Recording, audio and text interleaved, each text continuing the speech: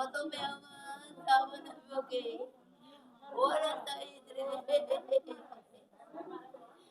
হাদিবা হাদিবা ও হাদিবা আগস্ট সেপ্টেম্বর অক্টোবর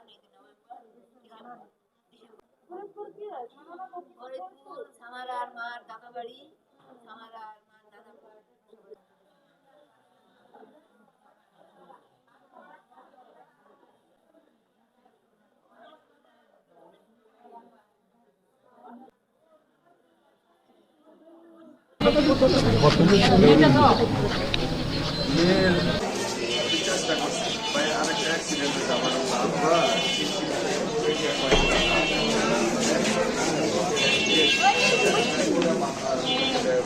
দেন 5টা লাশ 5টা অ্যাম্বুলেন্সে করে নিয়ে আসতেছে, তাই 2টা লাশ নিয়ে যাবে ওই পার নদীর ওই পার, 3টা আনবে এখানে।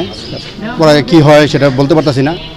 আর সবচেয়ে বড় কথা হইল গিয়ে যে অ্যাক্সিডেন্ট হয়ে গেছে, এটা আল্লাহর জিনিস, আল্লাহ জানে। তো যেখানে অ্যাক্সিডেন্ট হয়েছে, যে রেল ক্রসিংটা, এখানে বলে কোনো নাই, কোনো যে আটকানোর ব্যাপার অরক্ষিত কোনো সময় নেই। এলাকাবাসী বলে দীর্ঘদিন যাবৎ বিলে সরকারের কাছে আবেদন করতেছে, কিন্তু এটা বাস্তবায়ন হইতেছে না। আমাদের দাবি এটাই যে ওইখানে রেল ক্রসিংয়ের জায়গাটার ভিতরে একটা স্টপিজ হোক, ওইখানে রেল ক্রসিংয়ের যে আটকানোর যে ব্যবস্থা সেটা হোক, তাহলে মানুষের অ্যাক্সিডেন্টের থেকে হয়তো রক্ষা পাইবে। গণগণের একমাত্র ভাগ্নির মেয়ে নাতি আমার, ওরা গিয়েছিল ফরিদপুরের ওইখানে ট্রেনের সংঘর্ষ হয়েছে, ওইখানে মারা গেছে। মায় আছে আর ওই যে এই বাড়ির একটা ছেলের বউ, আর ওই ঘরের একটা ছেলের বউ, দুই ঘরে 2 ছেলের বউ আর ওই জামাই, নাতিন জামাই, টোটাল 5 জন।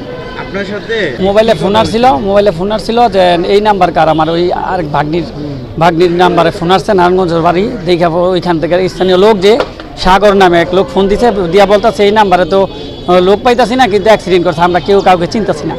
তখন ও আমার ভাগ্নে আমাকে ফোন দিছে, মামা এই অবস্থা। আমি আবার তাড়াতাড়ি করে এই ব্যাপারে ফোন দিয়া এই জানাইছি, এরপরে আস্তে আস্তে সবাই জানছে।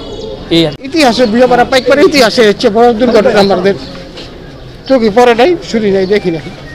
এখন আর কি বলার আছে, কি বলতে পারি আমরা? পরবর্তী সময়তে আমাদের যে মুরব্বীরা আছে তারাই করে এটা পরে সিদ্ধান্ত নেওয়া হইবে। এটা ব্যাপারটা জানতে হবে আমাদের, পুরোপুরি কীভাবে অ্যাক্সিডেন্ট হইলো এটা জানতে হইব। জানার পরে হয়তো এটা মনে করেন আমরা দাবি জানাবো, এটা পূর্ণ তদন্ত করে কীভাবে হইলো, সঠিক যাতে সুষ্ঠু বিচার যাতে হয়, আমরা এই দাবিটাই জানাবো।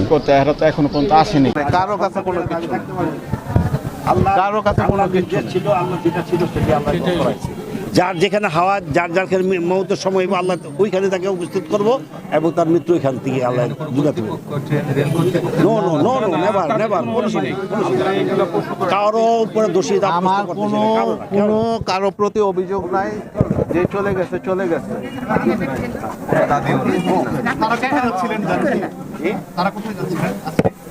বাড়িতে আসতেছে।